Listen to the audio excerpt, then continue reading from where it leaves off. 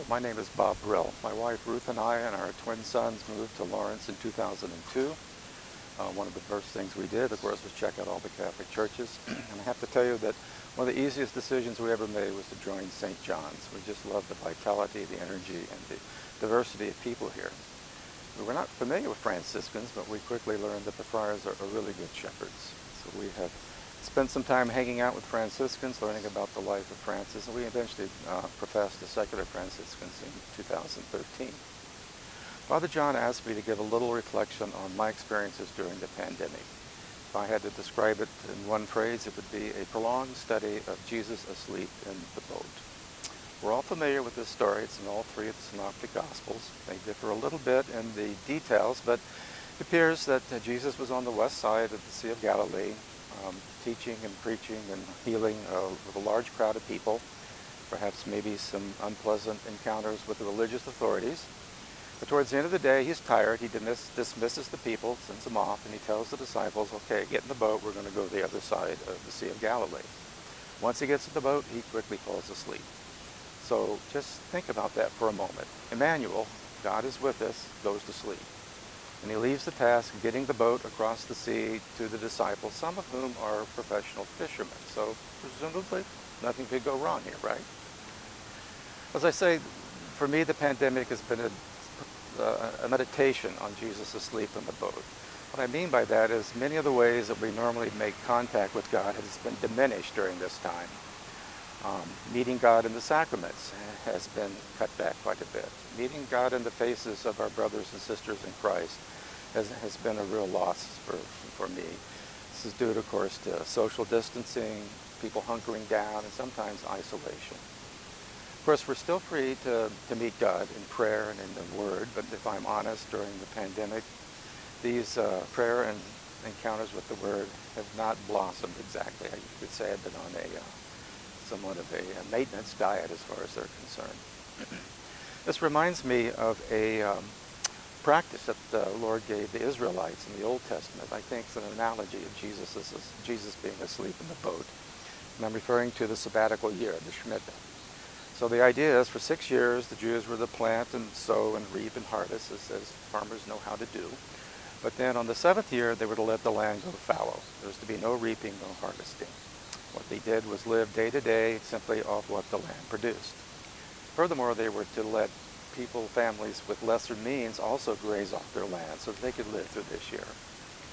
So for an agrarian society, letting the land go to sleep for the year is a big deal. It had to be kind of a scary thing for them.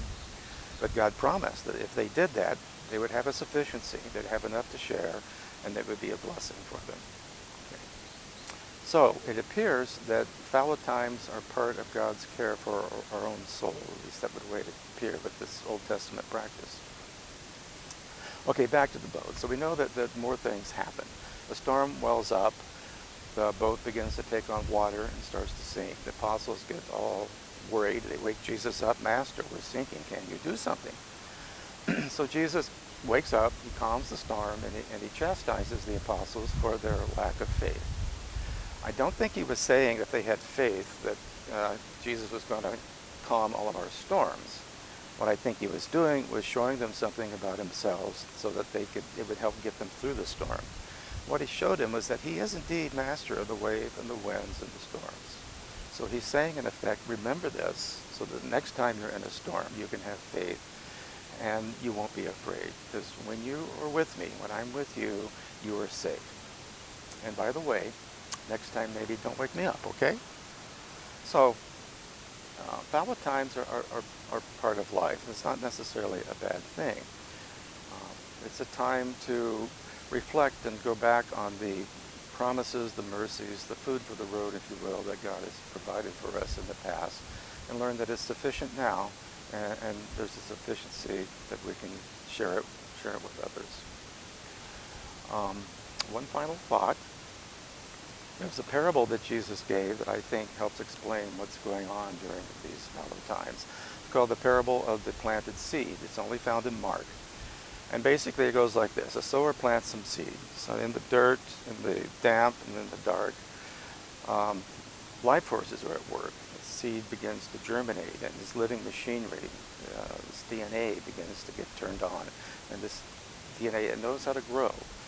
So in the dark, the seed sends out roots and starts to send up a shoot. And all of this is happening below the feet of the farmer, out of sight, off stage, if you will. He's unaware of all this going on.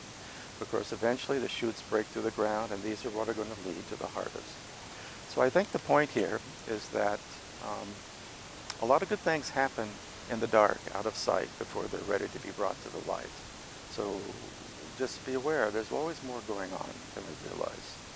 So if you experience times where it feels like God's gone to sleep, that life has gone fallow, that's okay. It's part of God's care for us. Look for the promises, look for the provisions that will be there, and you'll have enough to share. And just realize that there's more good going on than you realize. And if you do, you'll learn, as God showed Blessed Julian of Norwich, that all will be well, all will be well, all manner of things surely will be well. Thank you very much, and peace be with you and your family.